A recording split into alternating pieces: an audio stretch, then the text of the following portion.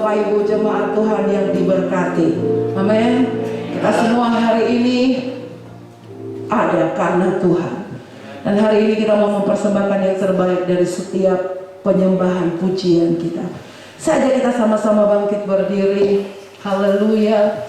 Kami datang kepadamu ya Tuhan, menghadap tahta kasih anugerah-Mu. Terima kasih untuk keberadaan kami pada saat ini. Dan Tuhan memberkati ibadah kami saat ini, memberkati setiap umat-umat-Mu. Kami yang datang, kami pasti akan mengalami Tuhan dan menikmati Tuhan dalam setiap pujian kami, penyembahan kami lewat firman Tuhan. Kami pasti diberkati.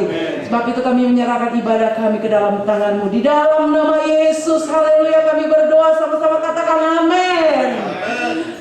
Bagi Rajaku yang duduk di atas tahta, haleluya. Engkau Raja kami, Engkau Tuhan kami, haleluya, haleluya. Amen.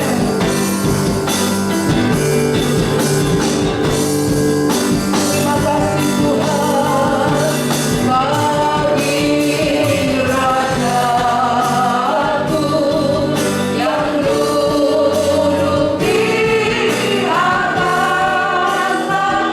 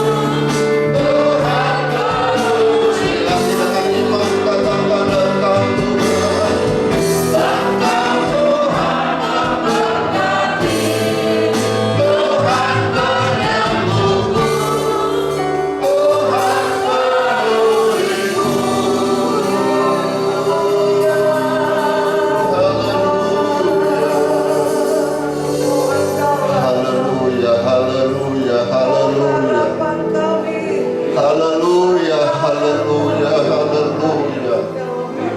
Haleluya, haleluya.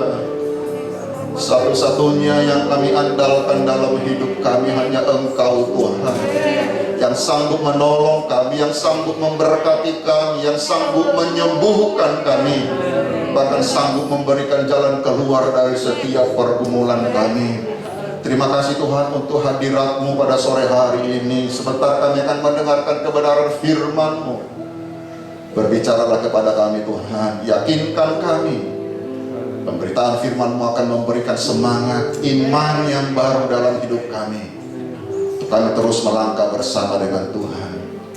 Tenangkan kami di dalam hadirat-Mu Tuhan, sehingga kami boleh menangkap dan apa yang Tuhan ingin sampaikan kepada kami. Ampuni dalam kelemahan dan kekurangan kami, dalam nama Yesus. Amin. Puji Tuhan, silakan duduk Bapak Ibu. Bersyukur pada sore hari ini untuk waktu yang Tuhan beri kepada kita. Ya, walaupun saya percaya satu hal, bahwa tempat yang terbaik itu adalah di dalam hadirat Tuhan.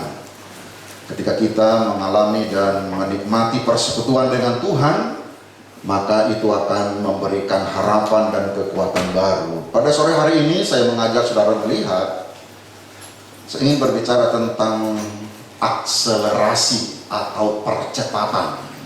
Akselerasi atau percepatan. Dalam kitab Amos pasal 9, saya mengajak saudara melihat mulai dari ayat 11 sebenarnya sampai ayatnya yang ke-15. Amos pasal 9 ayat yang ke-11, judul perikopnya adalah janji keselamatan. Ya, kita akan lihat bahwa apa yang terjadi pada waktu kitab Amos ini ditulis, saudara-saudara, dan kenapa Tuhan memberikan janji mengenai keselamatan kepada umatnya. Ayat yang ke-11. Pada hari itu aku akan mendirikan kembali pondok Daud yang telah roboh. Aku akan menutup pecahan dindingnya dan akan mendirikan kembali reruntuhannya. Aku akan membangun kembali seperti zaman dahulu kala, supaya mereka menguasai sisa-sisa bangsa Edom dan segala bangsa yang kusebut milikku. Demikianlah firman Tuhan yang melakukan hal itu. Ayat 13. Sesungguhnya waktu akan datang, demikianlah firman Tuhan, bahwa pembajak akan tepat menyusul penuai dan penggirik buah anggur, harusnya ada kata menyusul penabur benih. Gunung-gunung akan meneriskan anggur baru dan segala bukit akan kebanjiran. Aku akan memulihkan kembali umatku Israel. Mereka akan membangun kota-kota yang licin, tandas dan mendiaminya. Mereka akan menanami kebun-kebun anggur dan minum anggurnya. Mereka akan membuat kebun-kebun buah-buahan dan makan buahnya. Maka aku akan menanam mereka di tanah mereka, dan mereka tidak akan dicabut lagi dari tanah yang telah kuberikan kepada mereka. Firman Tuhan Allahmu. Bapak Ibu yang diberkati Tuhan, kalau saudara membaca di dalam pasal pertama, ayat yang pertama, khususnya bagian-bagian pertama dari kitab Amos, maka kita akan melihat tentang siapakah Amos ini. Amos adalah sebenarnya seorang peternak atau gembala domba. Ya, jadi predikat khusus ataupun jabatan daripada penulis kitab Amos ini, sebenarnya dia adalah seorang gembala domba. Tetapi menarik bahwa orang seperti ini dipanggil Tuhan untuk memberitakan pertobatan, untuk menasihati umatnya.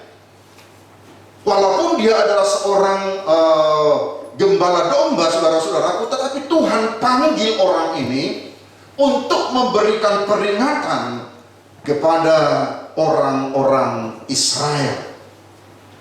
Ada apa yang terjadi pada waktu itu, saudara-saudaraku? Kalau kita memperhatikan, ya, bahwa Amos ini melayani pada saat pemerintahan Uzia, Raja Yehuda, dan Yerobeam II menjadi raja di Israel. Yerobeam II ini adalah anak dari Raja Yoas.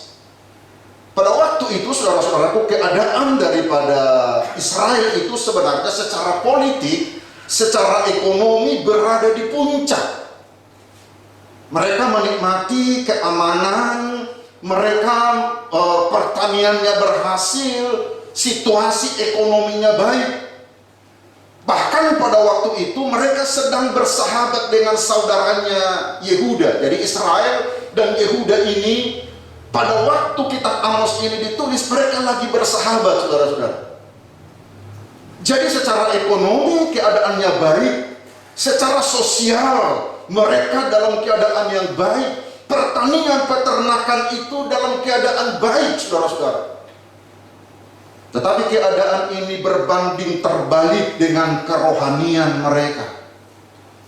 Ternyata pada waktu itu, saudara-saudaraku, mereka syarat dengan kesalahan. Mereka hidup dalam kemunafikan. Pelanggaran-pelanggaran dosa menjadi hal yang biasa mereka lakukan. Itulah sebabnya, saudara-saudaraku, dalam kondisi seperti inilah Allah memanggil Amos untuk memberitakan pertobatan. Dunia kita sekarang ini menjadi dunia yang sangat permisif dengan dosa, saudara-saudara. Ya, hal-hal yang biasa ketika orang banyak melakukannya, kita menganggap itu sebuah kebenaran. Sesuatu yang wajar dianggap sebagai sebuah kebenaran. Karena banyak orang melakukan itu, maka kita berkata, oh, itu sudah banyak orang melakukannya. Itu sebabnya saya katakan dunia kita menjadi permisif dengan dosa. Tetapi saya ingin katakan pada sore hari ini, saudara-saudaraku, bahwa Allah tidak pernah menutup mata, Allah tidak pernah diam pada saat kekudusan, pada saat kebenaran diabaikan, kepada saat kebenaran diremehkan. Allah tidak pernah berdiam diri. Tuhan secara khusus memanggil Amos, walaupun latar belakangnya bukan seorang nabi sebenarnya, tetapi untuk memperingatkan umat Tuhan atas dosa-dosa mereka, atas pelanggaran-pelanggaran mereka. Dan lewat Nabi Amos, Allah mengoreksi mereka. Tetapi yang luar biasa, saudara-saudaraku, sekali lagi, kalau mereka bertobat, kalau mereka kembali, kalau mereka sungguh-sungguh memperbaiki kehidupan mereka, maka Tuhan berjanji untuk melakukan percepatan atau akselerasi dalam kehidupan mereka. Karena ada hal-hal yang besar, ada hal-hal yang ajaib yang Tuhan akan kerjakan. Khususnya di dalam ayat yang ke-13, kita akan lihat dulu. Saya baca, saudaraku, dalam bahasa Indonesia masa kini. Ayat yang ke-13 berkata demikian. Ini bagus sekali. Saya berharap Bapak Ibu diberkati Tuhan. Kita sungguh-sungguh mempercayai firman Tuhan ini, tidak peduli dalam keadaan seperti apapun keadaan kita hari-hari ini, tetapi kita harus percaya firman Tuhan ini. Ayat 13 dalam bahasa Indonesia masa kini berkata, Tuhan berkata, akan tiba waktunya gandum tumbuh begitu cepat, sehingga musim menuai tak ada putus-putusnya. Pohon anggur akan tumbuh sangat pesat, sehingga orang akan terus-menerus membuat air anggur. Air anggur akan menetes dari gunung-gunung dan mengalir dari bukit-bukit. Di dalam ayat ini ada sebuah perjanjian Tuhan. Sekali lagi, kalau mereka bertobat, kalau mereka memperbaiki kelakuan mereka, kalau mereka meninggalkan kesalahan mereka, ada sebuah perjanjian di mana Tuhan akan melakukan percepatan. Karena di dalam ayat 13 itu, kalau Bapak Ibu perhatikan, pembajak akan tepat menyusul penuai. Jadi akan ada sebuah percepatan yang luar biasa. Kalau kita melihat di dalam sejarah peradaban manusia, saudara-saudara, Khususnya ketika terjadi revolusi industri. Mulai dari abad ke-17, pertengahan abad ke-17 sampai abad ke-18, revolusi industri terjadi, saudara-saudara. Di negara-negara maju seperti Inggris dan Perancis, di mana pada waktu itu tenaga manusia telah diganti menjadi mesin-mesin, saudara-saudaraku. Penemuan mesin uap itu mengubah percepatan yang luar biasa di dalam peradaban manusia. Kalau dulu, saudara-saudaraku, ketika orang akan melakukan perjalanan, misalnya kita belajar sejarah misionaris ketika membawa gerakan Pantekosta ke Indonesia, mereka harus berangkat dari Amerika itu, dan untuk sampai ke Indonesia perlu 6 bulan. Tetapi sekarang, saudaraku, orang berangkat ke Amerika hanya hitungan jam sudah sampai di sana. Jadi ada percepatan di dalam peradaban manusia. Kalau dulu, saudara-saudaraku, orang menanam padi. Kalau di kampung kami dulu, orang tua dulu itu menanam padi, saudara, paling cepat itu selama 5 sampai 6 bulan baru menghasilkan. Tetapi kemajuan teknologi telah membuat sekarang bahkan bisa hanya sampai 90 hari orang panen. Ada percepatan-percepatan yang terjadi secara jasmani, saudara-saudara. Dan kalau, saudaraku, misalnya kita masih ingat berapa jam kita harus pergi ke Lampung, tetapi sekarang hanya dalam hitungan jam kita sudah sampai. Ada percepatan-percepatan. Kalau dulu orang untuk bisa beternak ayam, saudara-saudaraku, dalam waktu yang lama supaya bertelur, tetapi sekarang ada percepatan-percepatan. Yang saya ingin katakan, bukan hanya secara jasmani ada percepatan-percepatan itu, tetapi saya percaya secara rohani pun ada percepatan yang Tuhan kerjakan dalam hidup kita. Allah akan lakukan hal-hal yang besar. Dalam ayat itu dikatakan bahwa pembajak akan tepat menyusul penuai.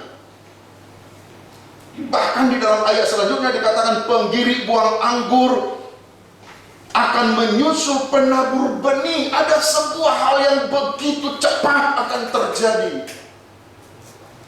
Dan doa dan harapan saya, saudara-saudaraku, pada hari-hari ini adalah waktu dan musim yang sangat strategis dalam hidup kita.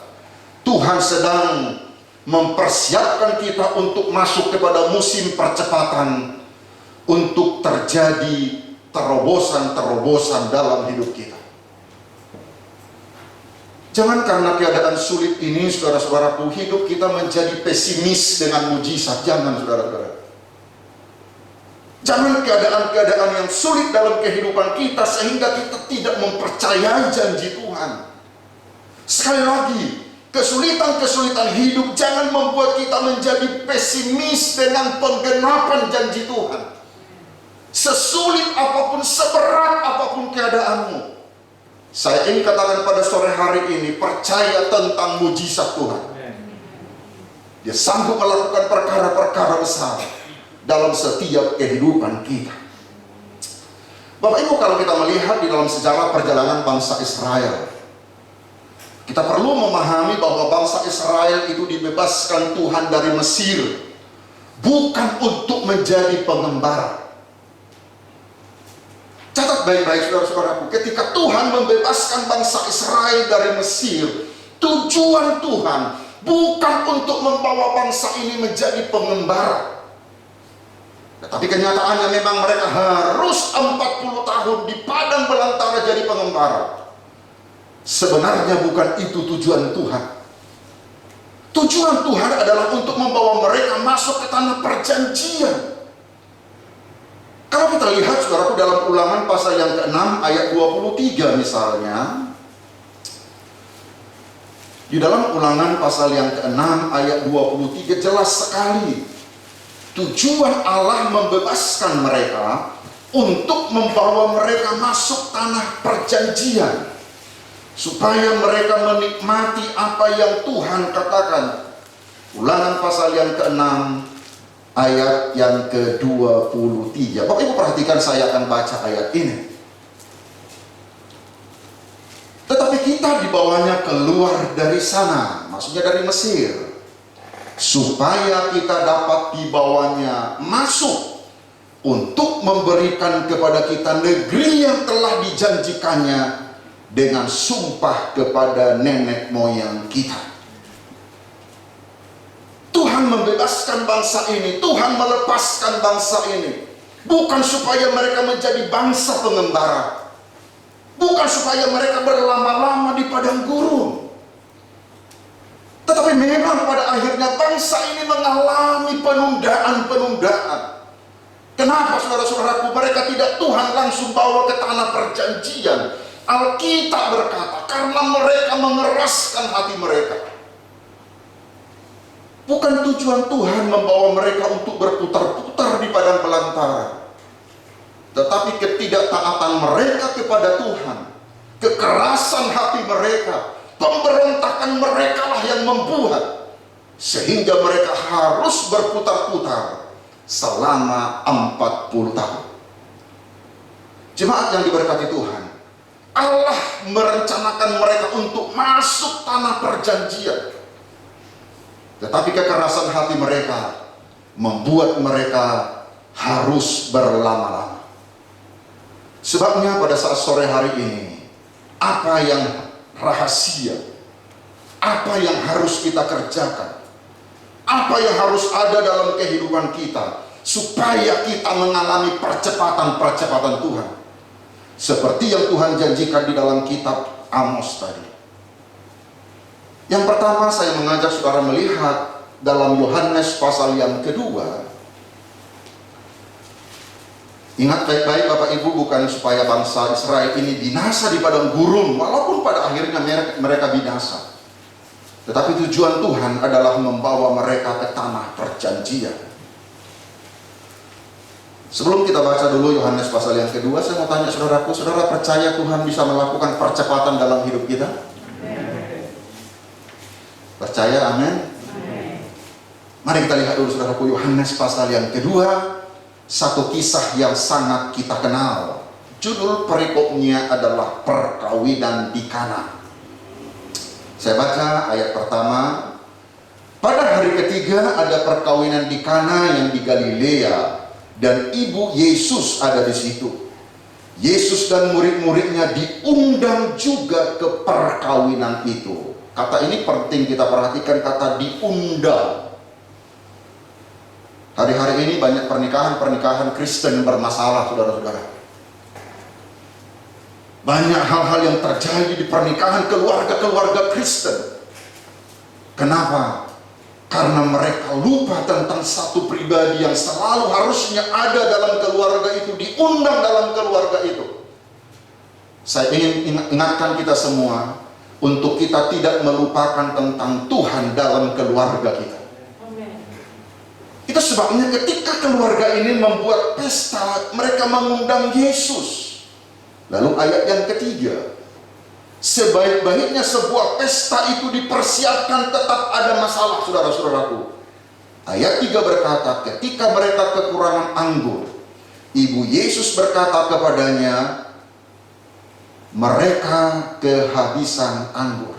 Ayat yang kelima, tetapi ibu Yesus berkata kepada pelayan-pelayannya itu, ayat keempat, kata Yesus kepadanya, mau apakah engkau daripadaku, ibu, saatku belum tiba. Ayat 5, tetapi ibu Yesus berkata kepada pelayan-pelayan, apa yang dikatakannya kepadamu, buatlah itu.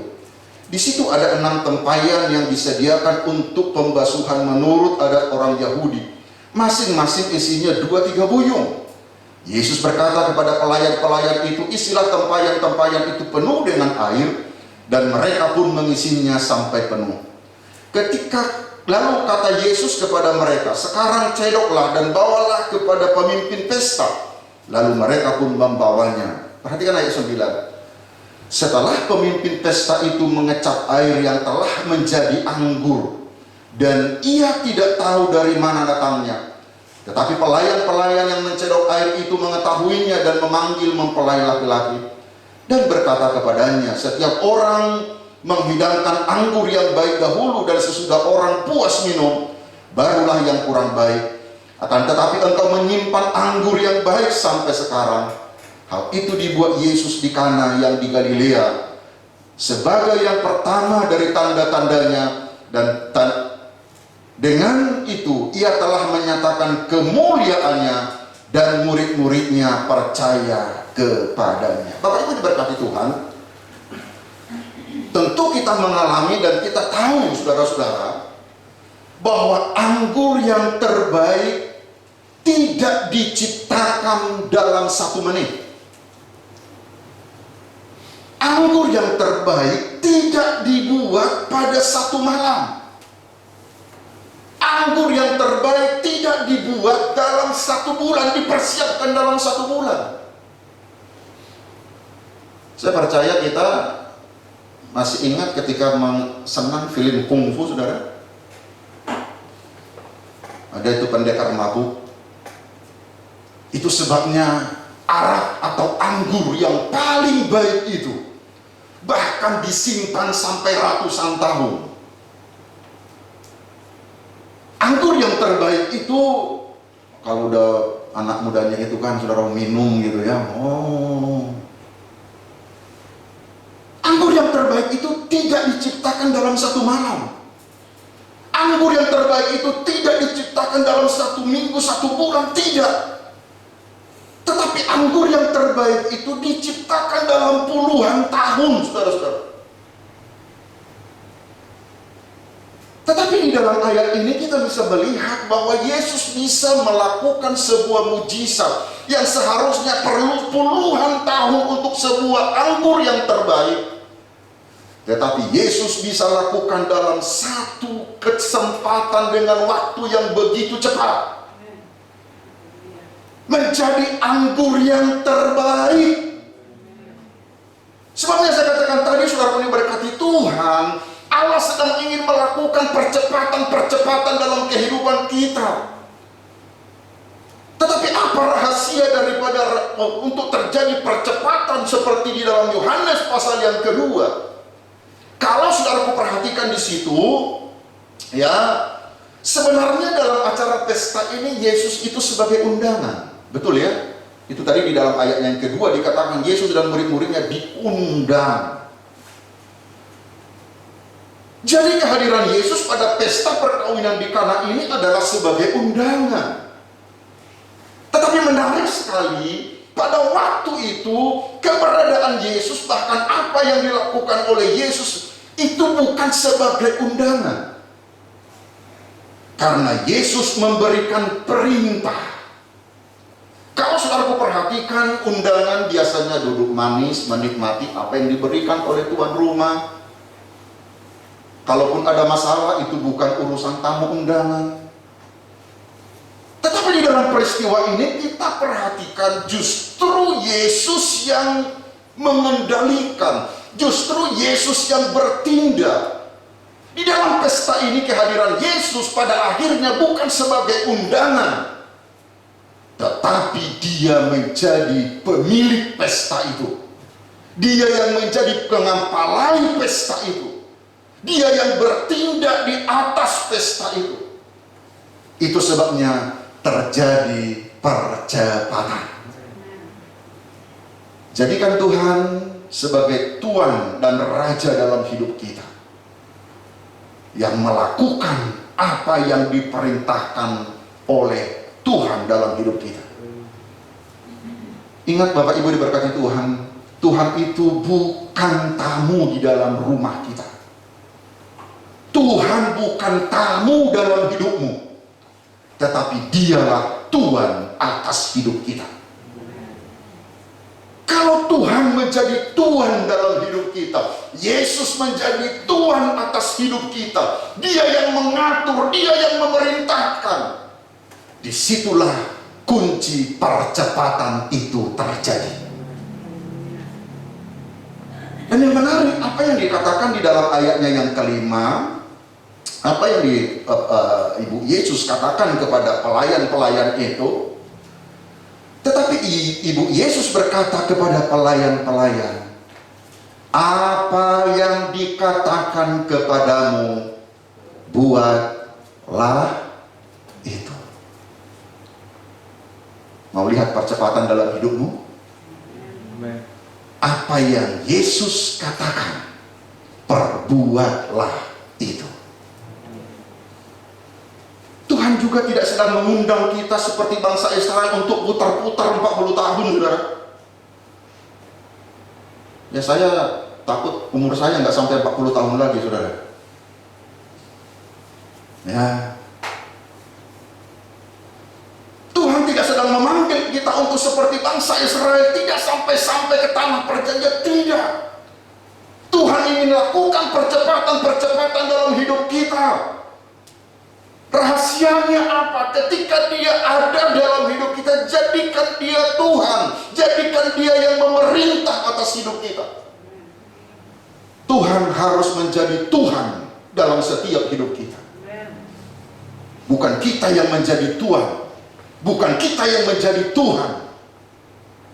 Ketika Yesus ada dalam hidup kita, apa yang dikatakan kepadamu, buatlah itu. Haleluya. Ini adalah rahasia percepatan terjadi. Sekali lagi saudara, beri berkati Tuhan, anggur yang terbaik itu terjadi bukan satu. Coba saudaraku telusurilah, cari di internet. Berapa lama untuk orang membuat anggur yang terbaik? Semakin lama, puluhan tahun disimpan anggur dalam guci itu, maka semakin baik. Tetapi ternyata Yesus bisa lakukan percepatan ketika kita melakukan, mengundang Dia, dan Dia menjadi Tuhan dan Tuhan dalam hidup kita, dan kita melakukan apa yang Tuhan katakan. Contoh yang kedua, saudara-saudaraku, Alkitab banyak sekali mencatat tentang percepatan di dalam kitab 1 Raja-Raja pasal 18. Ada sebuah kisah tentang seorang hamba Tuhan yang luar biasa. Dalam kitab 1 Raja-Raja pasal yang ke-18, ayatnya 41 mulai. Khususnya nanti saudara perhatikan di dalam ayatnya yang ke-45 dan ayatnya yang ke-46, kita bandingkan. 1 Raja-Raja pasal yang ke-18 mulai 41, firman Tuhan berkata demikian. Kemudian berkatalah Elia kepada Ahab, pergilah, makanlah dan minumlah, sebab bunyi derau hujan sudah kedengaran. Coba Bapak Ibu perhatikan di situ apa yang dilakukan oleh Ahab. Dia pergi makan dan minum. Tetapi perhatikan ayat 42. Lalu Ahab pergi untuk makan dan minum. Tetapi, ini perbandingannya saudaraku, Elia naik ke puncak gunung Karmel. Lalu ia membungkuk ke tanah dengan mukanya di antara kedua lututnya. Setelah itu ia berkata kepada bujangnya, naiklah ke atas, lihatlah ke arah laut. Bujang itu naik ke atas dan ia melihat dan berkata, tidak ada apa-apa. Kata Elia, pergilah sekali lagi. Demikianlah sampai 7 kali. Pada ke-7 kalinya berkatalah bujang itu, wah, awan kecil sebesar telapak tangan timbul dari laut. Lalu kata Elia, pergilah katakanlah kepada Ahab, pasang keretamu dan turunlah. Jangan sampai engkau terhalang oleh hujan. Kita baca bersama-sama ayat 45 dan 46. 1, 2, 3. Maka dalam sekejap mata langit menjadi kelam oleh awan badai, lalu turunlah hujan yang lebat. Ahab naik ke kereta lalu pergi ke Israel. Tetapi kuasa Tuhan berlaku atas Elia. Ia mengikat pinggangnya dan berlari mendahului Ahab sampai ke jalan yang menuju Yesreel. Saudara perhatikan, di dalam kisah ini juga ada sebuah percepatan yang luar biasa. Dan kapankah sebenarnya mulai percepatan itu terjadi? Apa rahasia percepatan itu? Karena percepatan itu jelas berkata, kalau saudara perhatikan di dalam ayatnya 45, maka dalam sekejap mata langit menjadi kelam. Dalam sekejap mata. Bagaimana akan kelam dalam sekejap mata, saudara-saudara? Hukum alam sudah memberikan kepada kita, kalaupun akan terjadi hujan, kalaupun akan terjadi badai, bukan sekejap mata. Mungkin perlu beberapa menit, bahkan beberapa jam, saudara-saudaraku. Tetapi perhatikan dulu di dalam ayat ini, maka terjadi dalam sekejap mata, langit menjadi kelam oleh awan badai, lalu turun hujan lebat. Ada terjadi percepatan. Dan bukan hanya itu, di dalam ayat 45, saudara perhatikan, bandingkan antara Ahab dengan Elia. Ahab di dalam ayat ini dikatakan ia naik kereta. Tapi di dalam ayat 45 bagian terakhir, Ahab naik kereta lalu pergi ke Yisrael. Ayat 46, tetapi kuasa Tuhan berlaku atas Elia. Ia mengikat pinggangnya dan berlari. Ahab naik kereta, Elia berlari. Siapa yang duluan sampai? Hah? Siapa? Nggak salah. Hah? Elia, kok ragu? Elia yang duluan sampai, saudara-saudara. Artinya ada sebuah percepatan, dan sekali lagi saya percaya kebenaran firman Tuhan ini tidak peduli sesulit apa hari-hari ini. Ini adalah waktu di mana Tuhan melakukan percepatan dalam setiap hidup kita, dalam keluarga kita, ekonomi kita. Percaya firman Tuhan. Tuhan sedang melakukan percepatan, akselerasi dalam hidup kita. Dan perhatikan, kapan mulainya, saudara-saudara? Percepatan itu dimulai dari ayatnya yang ke-42. Kalau Ahab pergi untuk makan dan minum, tetapi Elia naik ke puncak gunung Karmel. Ia datang kepada Tuhan, dia menyembah kepada Tuhan, dia membungkuk di hadapan Tuhan. Rahasia percepatan itu, saudara, adalah ketika engkau datang merendahkan diri di hadapan Tuhan, sama seperti yang dilakukan Eli. Saya percaya makan dan minum itu penting, tetapi jauh lebih penting hari-hari ini kita selalu datang kepada Tuhan. Apa yang membuat Elia bisa berlari mendahului Ahab sampai ke jalan menuju Yisrael? Percepatan itu dimulai ketika dia datang kepada Tuhan. Saya katakan pada saat sore hari ini kepada kita semua, sesibuk dan sebanyak apapun kegiatan kita, jangan engkau lupa untuk selalu datang kepada Tuhan. Jangan lupa, saudara-saudara. Kita perlu sekarang kekuatan dari Tuhan, perlu percepatan dari Tuhan. Tuhan tidak mau kita seperti bangsa Israel 40 tahun berkeliling-keliling di padang belantara. Pada akhirnya mereka yang keluar dari Mesir tidak sampai ke tanah perjanjian. Sebagai hamba Tuhan yang melayani, saya berdoa, saya masih bisa melihat semua jemaat, semua anak-anak kami. Engkau melihat apa yang Tuhan janjikan itu digenapi dalam hidup. Saya punya harapan besar, doa besar untuk semua jemaat. Saya punya harapan besar, doa besar untuk anak-anak kami. Saya akan saksikan saudaraku menerima apa yang Tuhan janjikan dalam hidupnya. Ya, Tuhan akan kerjakan percepatan itu di dalam kehidupan kita. Itu sebabnya Bapak Ibu, saya ingin, ada beberapa contoh sebenarnya di dalam Alkitab, tetapi saudaraku bisa cari itu. Saya ingin tutup dengan kebenaran ini. Teruslah kembangkan hubunganmu dengan Tuhan. Teruslah kembangkan hubunganmu dengan Tuhan. Mulai bergerak mengikuti arahan Tuhan. Mulailah perbaiki. Kalau ada hal-hal yang mungkin harus kita perbaiki dalam hidup, Karena dalam kitab Amos tadi dikatakan pondok Daud yang rubuh itu harus dibangun, yang bolong-bolong itu harus diperbaiki. Teruslah kembangkan hubunganmu dengan Tuhan. Mulailah bergerak mengikuti tuntunan Tuhan. Perbaiki kalau mungkin ada hal-hal yang harus kita perbaiki dalam hidup.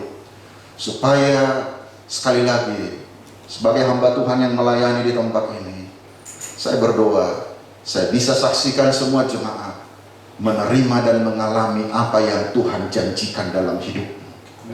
Kau dipulihkan, keluargamu dipulihkan, anak-anak kami dipulihkan, cita-citamu, keinginanmu Tuhan nyatakan dalam setiap hidupmu. Kiranya Tuhan tolong kita semua melihat percepatan-percepatan yang Tuhan akan kerjakan. Mari tutup Alkitabmu. Satu pujian, ku hidup karena percaya Kau yang berjanji setia. Kita punya Allah yang besar, Allah yang sudah berjanji, dan Dia pasti akan genapi janji itu dalam hidup kita. Hari ini adalah waktu yang paling strategis, sekali lagi, waktu dan musim yang sangat strategis dalam hidup kita. Tuhan sedang mempersiapkan kita untuk masuk kepada percepatan musim untuk terjadinya terobosan-terobosan dalam hidup kita. Mari kita bangkit berdiri. Haleluya.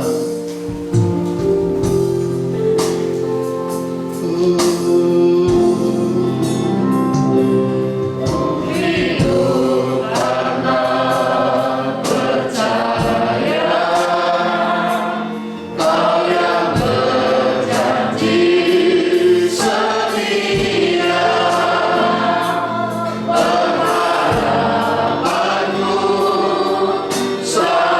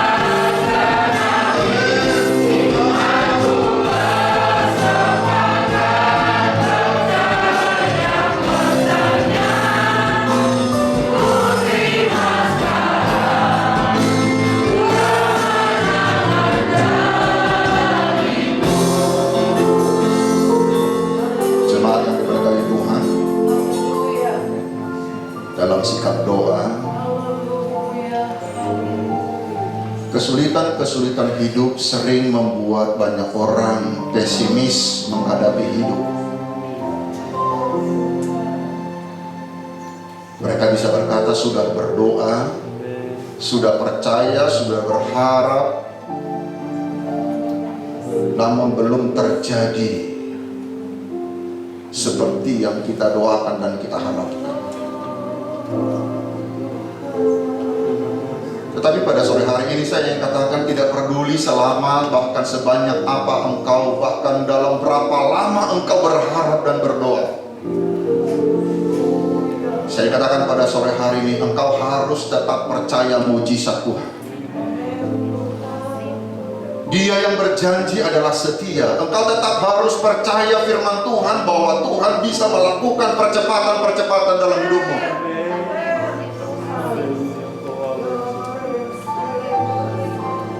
Jangan menjadi orang yang tidak percaya mujizat. Jangan menjadi orang yang pesimis dengan mujizat pertolongan Tuhan. Dia Allah yang setia. Dia sanggup melakukan apa yang Dia janjikan itu dalam hidup kita.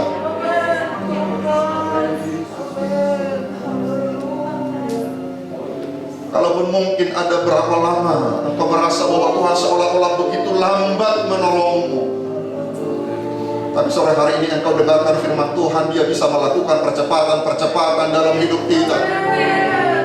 Anggur yang terbaik di tangan Yesus bisa dilakukan dalam sekejap.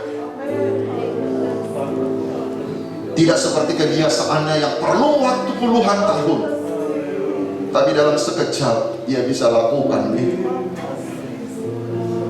Sebab sore hari ini saya ingin kita semua sungguh-sungguh percaya. Anak-anak muda, engkau tetap mempercayai Tuhan sanggup melakukan perkara besar dalam hidupmu. Dia yang berjanji setia, Dia pasti menggenapi apa yang Dia janjikan itu. Mari angkat tangan kita semua. Dengan iman katakan, ku punya Tuhan yang besar. Haleluya. Aku punya Tuhan yang besar, yang tak berjanji dan sanggup menggenapi imanmu bersepakat percaya padanya. Ku terima sekarang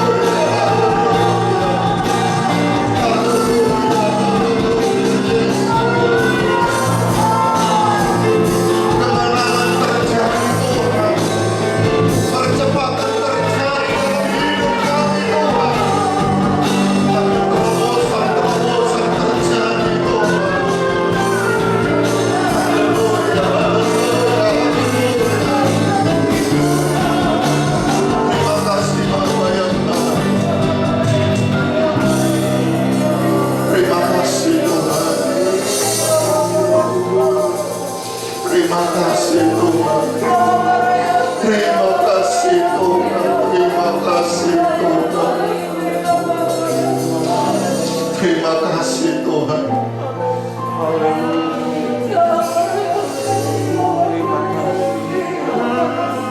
Roh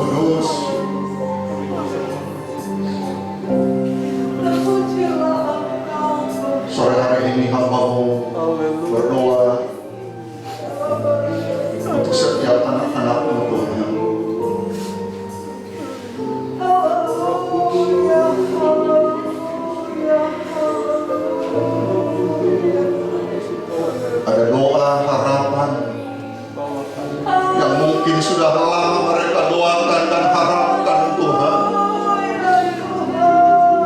Apakah tentang pekerjaan, tentang usaha, tentang jodoh, tentang apapun yang mereka doakan Tuhan. Ketika Engkau ada Tuhan, Engkau sanggup melakukan percepatan dalam hidup kami. Cita-cita anak-anak kami, Engkau sanggup lakukan percepatan pada mereka Tuhan. Izinkan kami orang tua memberi ada waktu bagi kami untuk melihat anak-anak kami berhasil dalam cita-cita mereka Tuhan. Terima kasih Bapa yang baik. Bapak berdoa pada sore hari ini, yang lemah Engkau kuatkan, yang sakit disembuhkan, dalam peperangan mengalami kemenangan. Kami menghadapi pintu-pintu yang tertutup, dalam nama Yesus Engkau sanggup bukakan pintu bagi kami. Bahkan ketika kami menghadapi jalan-jalan buntu, Engkau sanggup membuka jalan yang baru bagi kami. Yakinkan, materaikan kebenaran firman-Mu Tuhan. Kami melangkah dari iman kepada iman. Terima kasih. Sebentar kami akan memberikan korban persembahan kami. Apa yang ada pada kami itu dari Tuhan. Ketika kami menabur, pasti akan menuai. Dalam nama Yesus yang diberkati Tuhan, sama-sama katakan amin. Puji Tuhan. Silakan duduk Bapak Ibu. Kita kembali ke ujian ini dan persembahan boleh dijalankan. Ku hidup karena percaya Kau yang berjanji setia. Haleluya. Amin Tuhan.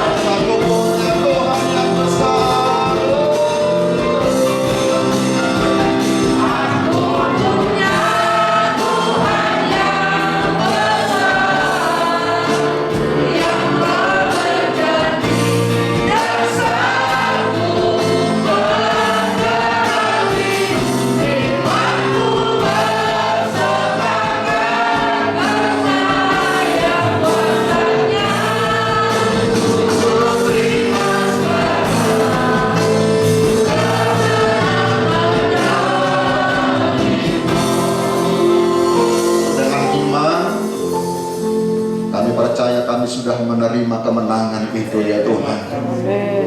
Bahkan sepanjang minggu ini kami akan melangkah dari kemenangan menuju kepada kemenangan. Hamba berdoa, berkati semua aktivitas jemaat-Mu Tuhan. Kemanapun mereka melangkah sepanjang minggu ini, sertai tutup bungkus dengan kuasa darah-Mu.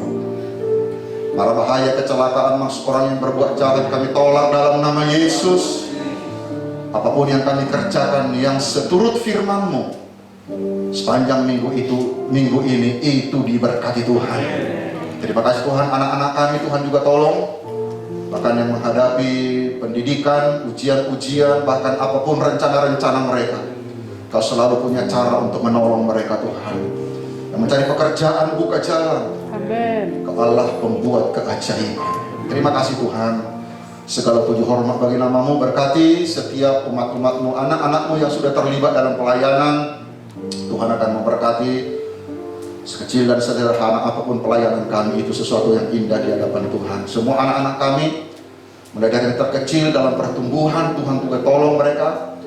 Bahkan orang tua kami di tengah-tengah keluarga, di tengah-tengah jemaat, hamba-Mu berdoa semua orang tua kami dipelihara, dilindungi Tuhan. Amin. Sukacita dari Tuhan boleh menjadi bagian mereka. Terima kasih Tuhan. Kalau sebentar kami akan pulang, Tuhan menyertai kami, mempertemukan kami kembali pada jam-jam ibadah. Mari Bapak Ibu, kita akan terima berkat Tuhan.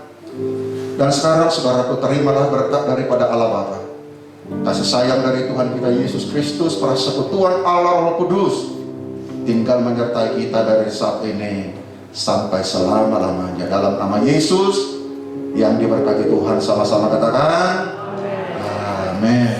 Puji Tuhan, selamat sore.